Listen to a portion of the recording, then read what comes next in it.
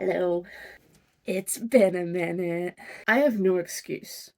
Actually, that's a lie. I have a very good excuse.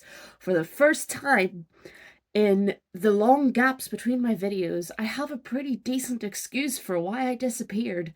And if you watch the shorts on my channel, you'll know exactly what that reason is. There was a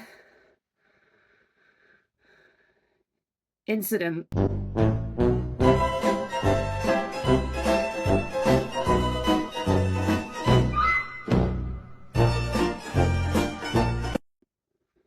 last July, and it kind of fucked up my life for a bit. Only a couple of months, but that was only the physical part of it that fucked up. It was alright in a few months. Other things took longer to recover. So, videos were the last thing on my mind, let's just say. And it has taken me a long time to kind of find the inspiration and the comfort and desire to put myself in front of a camera again for your viewing pleasure. Again, if you've been watching the shorts on my channel, you will know that I have been active. I'm doing a TikTok backup at the moment where, because when a couple months ago when that ban happened in America where people were losing their TikTok accounts, as brief as it was, it kind of made me a bit anxious about my own TikTok videos because quite a few of them were quite, I say successful in my terms, in my small channel terms. Some of the videos were very successful and I wanted to keep them. So I've been uploading them on my Instagram channel and on YouTube Shorts. And some of them are doing very well again. So I have been doing things. I published a second book. It came out at the end of last year.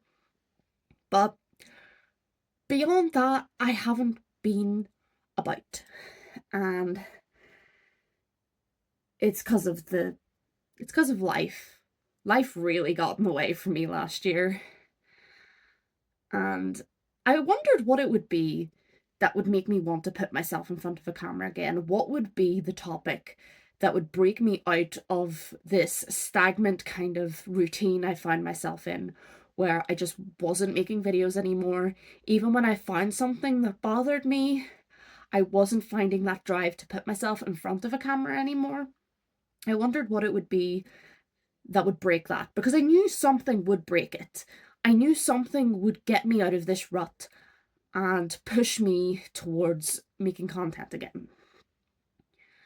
And now that I know what it was, I realise it couldn't have been anything else, because this topic it seems to be contentious, but to me, it seems like it should be obvious what's supposed to be done here, but it's not happening. And that is the topic of AI.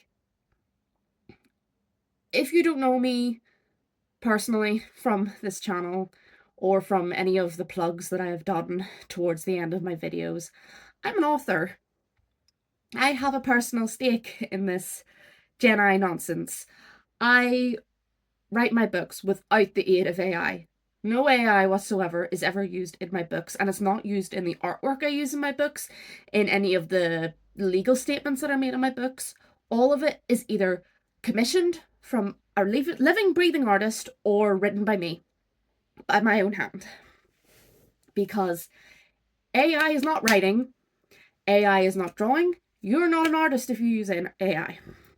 And it is becoming a controversial topic to even state such a thing, because AI is becoming so saturated, so commonplace, that people think that this is going to become the new genre of art. And it's not. I mean, people might think it is, but it's not. It's not art. It's theft, and it's unimaginative, it's lazy, and it's ugly. I know ugly can be a subjective kind of thing, but I literally seen a business, like a smaller business, use AI for like an ad, and the girl in the ad had like 7 fingers on one hand. Still hasn't figured out the hands. If you want to know some science of spot AI, check out the hands. But coming from my personal perspective as a writer, as an author, I wanted to throw my two cents in here, even if it is just shouting into the void, because I doubt there's anyone left who really come back here regularly after my long absence. But I have such a personal stake in generative AI that I had to say something. I have been writing since I could hold a pencil. I have a writer's bump on this finger. I'm not giving you the finger, but I have a writer's bump on this finger because of the way that I hold my pencil. I've always held my pencil wrong. I'm left-handed. I've always held my pencil wrong, but because of that, my pencil or my pen leans against my finger like this, and I have a writer's bump that is just there permanently now. And that is because I've been writing since I was able to hold it in my hand. Even if whenever I was 5 years old, I was just drawing pictures and then writing like short dialogue below it, I was telling stories. If I did some stories as I got a bit older that was a bit more in the Jacqueline Wilson kind of style, where you'd be writing and there would be like drawings that kind of intersected in the margins. Then when I was a teenager, I wrote fan fiction. I wrote so much fan fiction. So most of it I'm horrifically ashamed of. It is very bad, but I still wrote it. I had to go through that phase of my writing being bad. I had to graft and work and continuously practice this hobby that I love doing to be able to be where I am now. Because talent doesn't just appear out of nowhere. You don't get good at something out of nowhere. I used to think that I didn't have any talent. I used to think that because I wasn't good at sports, because I never won any competitions, because I didn't have an overtly obvious like talent, like I couldn't play an instrument, wasn't good at sports, was very slow. I lost all the races except for one rigged one in primary 7. I thought that that meant that I didn't have talent. But that was because the talent that I was going to have, I was still working on. When I was in school, I was still writing. I was the highest in my English class. I got the English Millennium Cup, which in my high school meant like, you got the best English results in your GCSEs and you were the best student. I was actively working towards what my talent was going to be. And to see people, the first argument that people have for AI is that it makes it accessible so that everyone can write. Knowing that I worked that long on my writing and that people think that it just comes to you is very frustrating, because it doesn't. And it is also an insult to the many, many people in the disabled community who are incredibly talented from their own practice and their own graft. There are people who can draw with their feet because they don't have hands. And people dare to make the argument that AI makes art accessible. Practice makes it accessible. Working at it makes it accessible. We saw this last year when PewDiePie drew every day for 100 days, and you could see from day 1 to day 100, there was a difference. You don't get good immediately, but that's the problem. People want it now.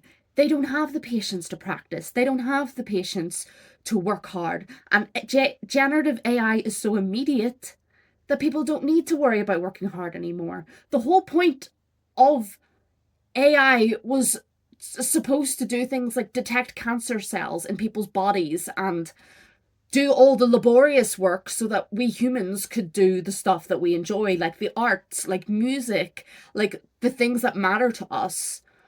And instead, it's happening in reverse. We're still doing the laborious jobs, whereas the AI is being used to make our art and make our paintings and make the music. And it's being brought on board by companies. This stupid action figure AI thing that I'm seeing at the moment, so many big companies are posting their AI action figures. And you can tell when it's AI, because once you know what it looks like, you can spot it pretty easy. And there was the Studio Ghibli filter thing that happened recently. It wasn't even a filter. It was like taking photos and making them into Studio Ghibli style. And the creator of Studio Ghibli, Miyazaki, he said that AI is a sign of the end of humanity. And I don't blame him because he's right. He talk about graft. I'm 26. Miyazaki has been making movies for Studio Ghibli since before I was a glimmer in my mother's eye. He has been working for a length of time that I can't even imagine is conceivable, working on his talent, practicing, making these beautiful stories with stunning visuals and characters and plots that you fall in love with, that you want to revisit again and again and again. And he gets to now see it be put into a machine and jumbled around and generated in a second. And people were using it so much that the AI system that was creating these Studio Ghibli pictures crashed. It crashed because people were using it so much.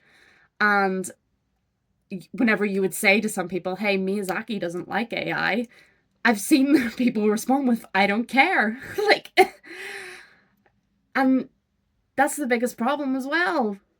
It's lazy, it's immediate, and people don't care.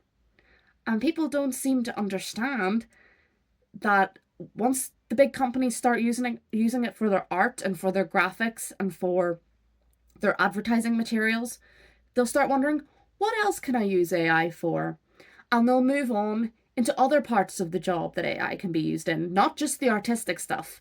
And all of a sudden, it's your problem because you're suddenly wondering, oh my God, the AI is taking over my job, but I didn't care when it was the artists. So why are the artists going to care about me? Because we won't. Because we'll say we told you. This is a dangerous, slippery slope that people are on right now where they're going for the immediate, what they can get instantly, so that they don't have to put the work in it. They don't have to pay people. They just feed what they want into this machine and it'll spit it out for them. And it won't end. Once these companies realize how easy it is, even if the stuff that AI produces is garbage, because it is garbage. The people who have AI spit out whole books for them, the books are terrible. The art is terrible. It can't even be anatomically correct when it's trying to portray humans. And don't get me started on the illegal stuff that happens with AI. The revenge porn, the deep fakes, the fake images of politicians doing things that they're not doing. It's all so dangerous. And it's not going to end at art. It's going to end whenever big companies, the people in the higher echelons of society, don't have to bother with paying people anymore. And the rest of us just have to sort ourselves out, and jobs are impossible to get because they don't have to pay AI to do it for them. And a lot of people don't seem to understand whenever they say that AI makes it accessible and AI makes it like immediate and instantly. Artists do it because we enjoy it. We enjoy the graft. We enjoy working at it. We enjoy practicing. I love writing. I love telling stories. I would love for that to be my job. I would love to have a career in writing. I'm not doing it because I want to have an immediate product that I can sell to people. I'm not doing it because eventually it might get popular and I might get money. I didn't get paid for my fan fiction. The only person who read the stories I wrote when I was a kid was my sister. Maybe occasionally my mum and dad. But it didn't stop me writing them. And it's a fundamental misunderstanding of the practice of art if that's what people think that we're doing it for. And I just knew, I know, not even knew, I currently know that it's not going to stop. Because people don't stop. It's the condition of humanity. They don't know where to stop, even though we've had a plethora of media that has told us that this is a bad idea to let machines do things for us. We're not going to listen. Humanity is like a toddler who has to see for themselves that the fire is hot and not believe their mom when they say, hey, don't touch the fire. It's hot. They have to stick their hand in first. And don't even get me started on how bad it is for the environment. But that's even harder to convince people of because no one gives a fuck about the environment.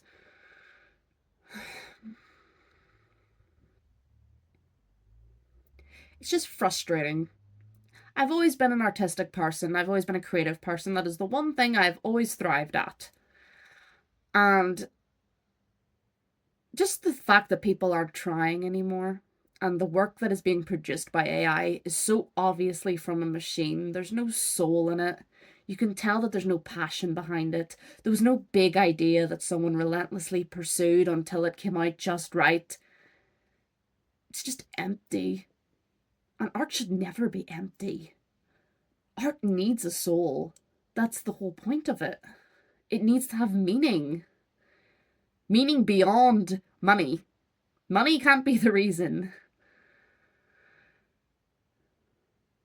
It's just very dystopian.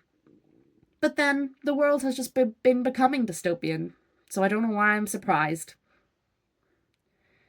Anyway, such a depressing note to return on, huh? But it makes sense that it was something like this that made me want to return to making videos because, yeah, it pisses me off. And it pisses a lot of us artists off. The fact that my university course has to say, don't use AI in your essays when it's a creative writing course is insane to me. Why are you doing the course if you don't want to learn how to creatively write yourself? Again, it's easy.